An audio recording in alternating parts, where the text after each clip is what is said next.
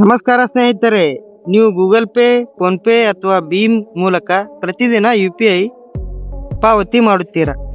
ಹಾಗಿದ್ದರೆ ಇತ್ತೀಚಿನ ವೈರಲ್ ಆಗಿರುವ UPIಗೆ ಚಾರ್ಜ್ ಬರಲಿದೆ ಎಂಬ ಸುದ್ದಿಯ ಸತ್ಯ ಏನು? 2000 ಮೇಲ್ಪಟ್ಟವರಿಗೆ ಪಾವತಿ ಶುಲ್ಕ ಕಟ್ಟಬೇಕಾ? ಈ ವಿಡಿಯೋದಲ್ಲಿ ಸಂಪೂರ್ಣ ಮಾಹಿತಿ ತಿಳಿಯೋಣ.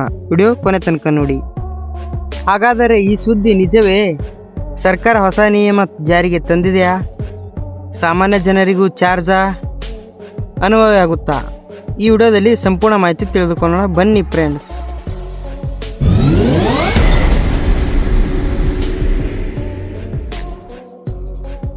UPI ಇದು ಭಾರತದಲ್ಲಿ ಅತ್ಯಂತ ಜನಪ್ರಿಯ ಡಿಜಿಟಲ್ ಪಾವತಿ ವ್ಯವಸ್ಥೆ.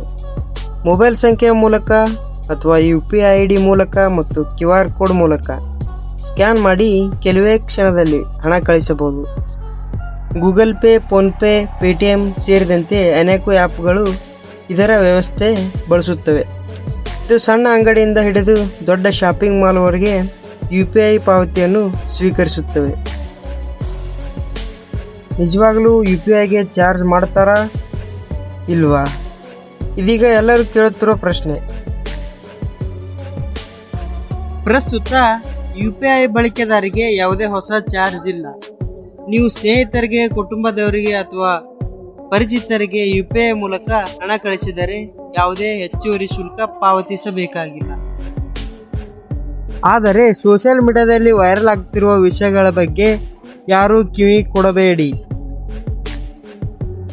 ನೀವು ಗೂಗಲ್ ಪೇ, ಫೋನ್ ಪೇ ಅಥವಾ ಪೇಟಿಎಂ ಬಳಸುತ್ತಿದ್ದರೆ ಆತಂಕ ಪಡುವ ಅಗತ್ಯವಿಲ್ಲ. ಯಾವುದೇ ಹೊಸ ನಿಯಮ ಜಾರಿಯಾದರೆ ಸರ್ಕಾರದ ಅಧಿಕೃತ ವೆಬ್ಸೈಟ್ನಲ್ಲಿ ಪ್ರಕಟವಾಗುತ್ತದೆ. RBI ಮತ್ತು NPCI ಮಾಹಿತಿ ನೀಡುತ್ತದೆ.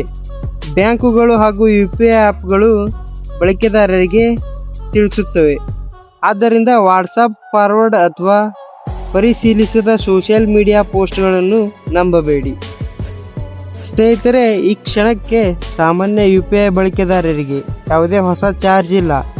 2000 ಮೇಲ್ಪಟ್ಟ ಪಾವತಿಗಳ ಕುರಿತು ಕೇಳಿಬರುತ್ತಿರುವ ಸುದ್ದಿಗಳು ಇನ್ನೂ ಚರ್ಚೆ ಹಂತದಲ್ಲಿವೆ. ಸರ್ಕಾರ ಅಧಿಕೃತವಾಗಿ ಅಂತಿಮ ನಿರ್ಧಾರ ಪ್ರಕಟಿಸಿದ ನಂತರವೇ ಹೊಸ ನಿಯಮ ಜಾರಿಗೆ ಬರುವುದು. ಆದ್ದರಿಂದ ವದಂತಿಗಳಿಗೆ ಕಿವಿಗೊಡದೆ ಅಧಿಕೃತ ಮಾಹಿತಿಯನ್ನು ಮಾತ್ರ ನಂಬಿ. ಈ ಮಾಹಿತಿ ನಿಮಗೆ ಉಪಯುಕ್ತವಾಗಿದ್ದರೆ ವಿಡಿಯೋಗೆ ಒಂದು ಲೈಕ್ ಮಾಡಿ, ನಿಮ್ಮ ಸ್ನೇಹಿತರೊಂದಿಗೆ ಹಂಚಿಕೊಳ್ಳಿ. ಹಾಗೂ ಇಂಥ ವಿಷಯಗಳ ಬಗ್ಗೆ ತಿಳಿದುಕೊಳ್ಳಲು ನಮ್ಮ ಯೂಟ್ಯೂಬ್ ಚಾನಲ್ ಅನ್ನು ಸಬ್ಸ್ಕ್ರೈಬ್ ಮಾಡಿ. ಧನ್ಯವಾದಗಳು. ಮತ್ತೆ ಮುಂದಿನ ವಿಡಿಯೋದಲ್ಲಿ हाँ, ये कोई जादू नहीं है, बस भारत का